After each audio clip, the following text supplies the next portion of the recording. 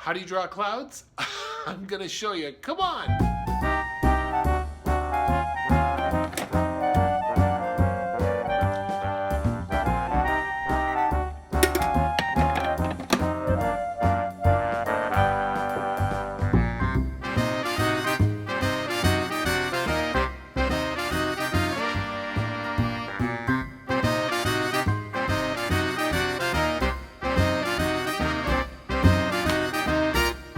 Monday morning, and my name is Kurt. I'm a dad who draws, and today we're going to be looking at clouds because clouds are so important when it comes to natural things. Let's take a look at them, okay? So before we get started, I want to show you some ways that clouds have been rendered or drawn in different mediums. So this is a game. This is an animation background. I think it might even be a game background. So you could see right here that they have done their clouds simply as two shapes.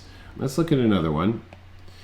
All right, this takes it to a different level now, and I think this is interesting. This has a little bit of shade and transparency in these flat shapes, but then they have changed the color so slightly of these large sweeping clouds in the background. Think of the vastness of something, and just changing value just a little bit can really add an extra amount of detail in your drawing of clouds, okay? Let's look at another one now. So here's a totally different execution of drawing clouds. They're using a lot of shadow, a lot of variation of tone and value, and really kind of bringing out this cloud aspect. And let's look at one more here. And here is the paint is super thick. It's aggressive in a sense. And this too is another way of rendering clouds. So those are 4 different ways of looking at clouds. Let's get down to our work now. And I want to show you this right here.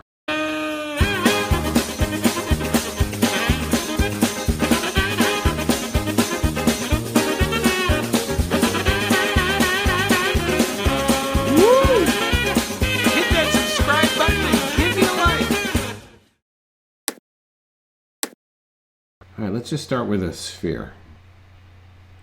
Okay, so there's the most simple way of looking at something. And let's take a slice, just slice the bottom off of that sphere. So you're gonna end up with a bit of an oval here. Okay.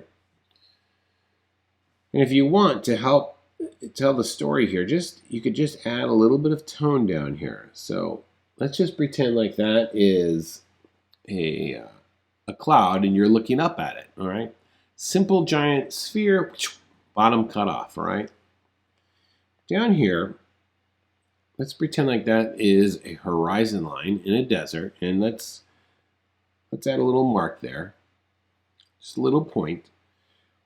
And then down here, let's just for sake of conversation add a quick shape that will represent mountains. All right.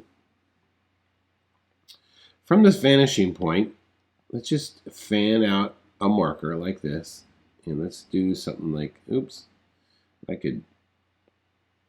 do something like that. All right.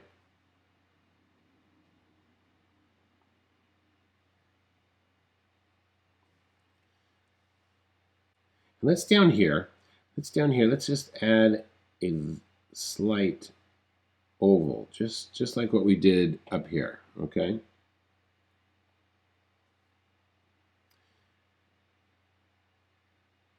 let's add another one right there like this. And we'll add one more. Let's add one more just like this. So we'll go A, B, and C. All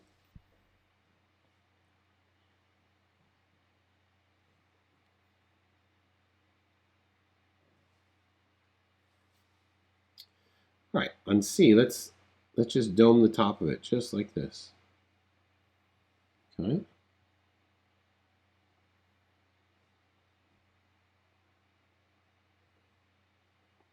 And B, let's do the same, but C is going to be overlapping maybe that one.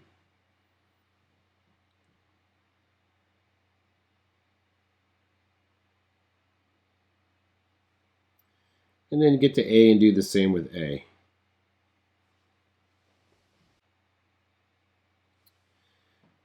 Let's give a little bit of tone underneath each one of these.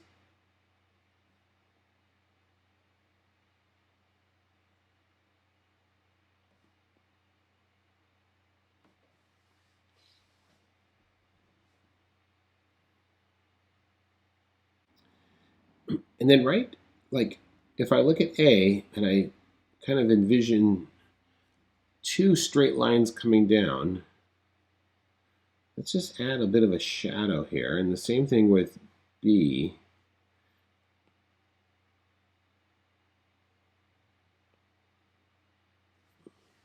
And C for me is going to be out of my viewing plane. Actually, I can fix that problem just like this. It might be, yours might be also out of your viewing plane.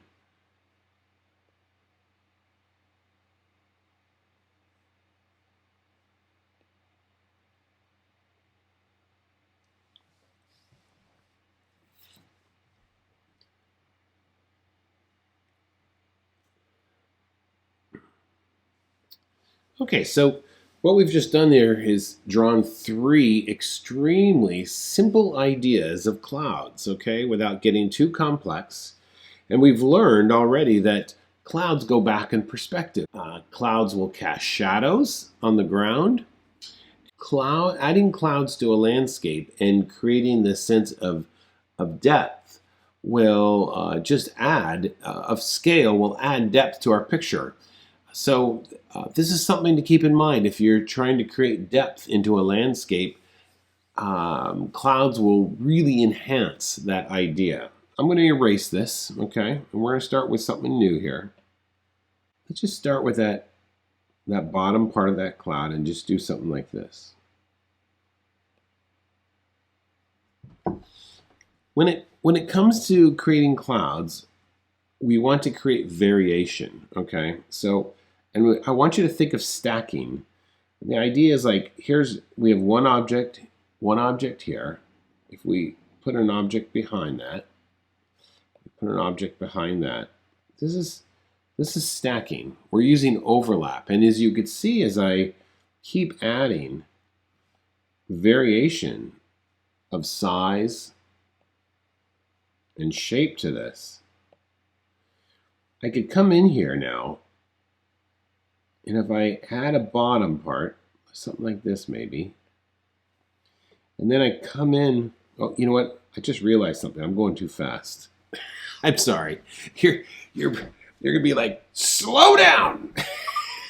Slow down, Kurt. I get excited, you know. So give it a second here. Grab a cup of coffee.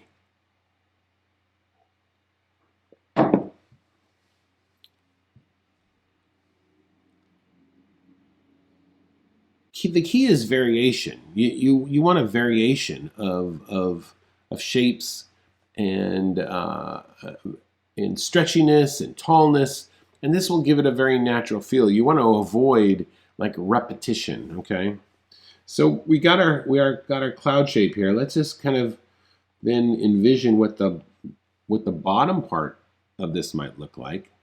This time I'm going to draw this again, but draw this lightly. I should have done that in the first part. So there's my first base cloud, and now I'm just going to start to stack, looking for variation here. All right, that's a nice variation right there. So if you drew your first cloud, we're going to call this A. Too dark, that's okay. Take a second. I'll give you a minute to draw your second one relatively lightly, okay?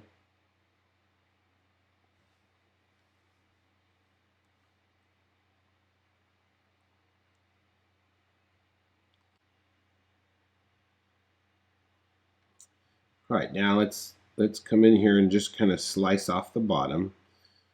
Okay, just like that.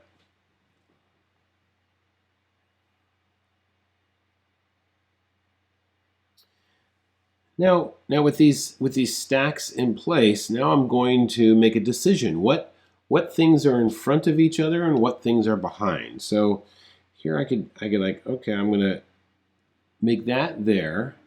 That will be in front. Look, this is going to be behind. And I did that by using a Y. You see that? The overlap there. Now this guy I'm going to put in front there. Okay. And this, and yours is going to be a little bit different. Okay. Now this guy, I'm going to have him come down like this.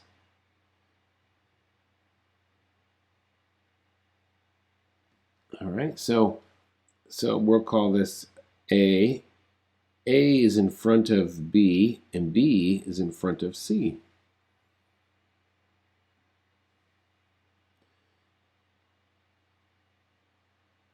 All right, we'll come around like this. And then I'm going to have this one here. And this one there. And then this one back here. Now I'm drawing pretty dark just so you make sure you could see it. But you know, if you're drawing these clouds, you can push and pull as you're drawing your lines. And this is going to give your lines a lot of real nice variation. Pushing down and pulling up. Let's get that guy out there. Then let's just give this whole thing a slight tone underneath.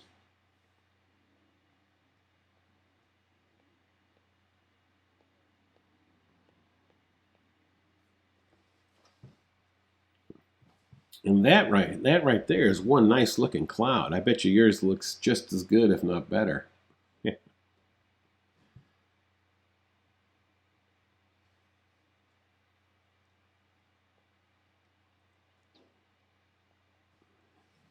Let's draw a sphere off to the right here. I'm going to label this C.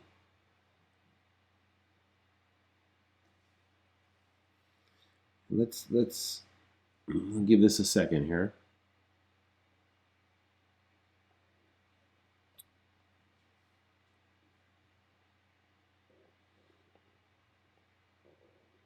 Let's shade C like a sphere, okay? So we're just gonna come in like this. And of course where this comes in contact with the lighter side, we're going to have some coarse shadow. That's my coarse shadow there.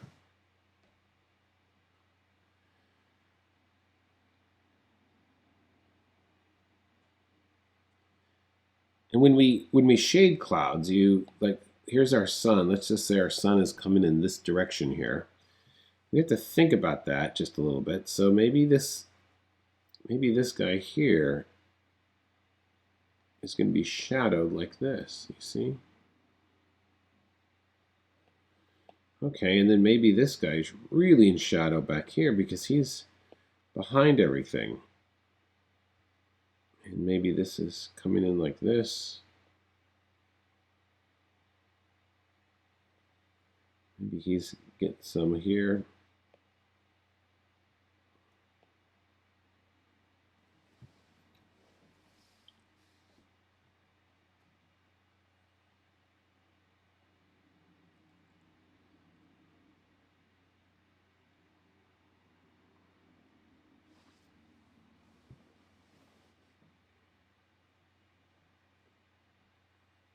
All right.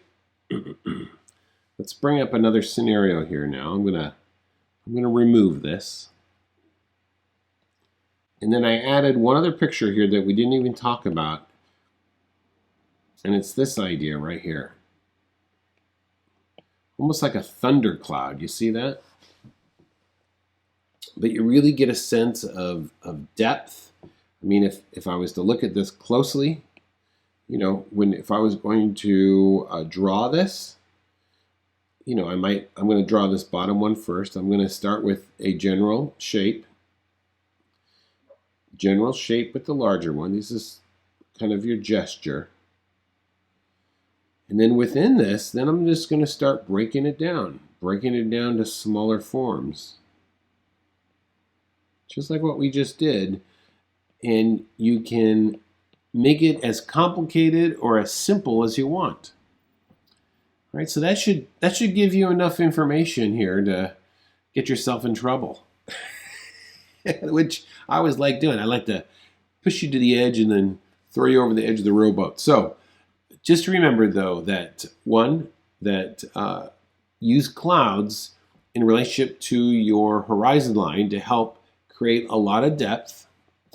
When you're looking at clouds, there's a lot of information that you're looking at. So simplify it. Bring it back to its most simple form. Okay. And thirdly, remember that clouds have volume. So they're going to have like light coming in from one side and shadow on another. You're going to have a lot of reflective light going on there. So think of when you are adding shadow to a sphere, how that reflective light would work. And that's it. I will see you guys later. Okay, bye-bye. A dad who draws.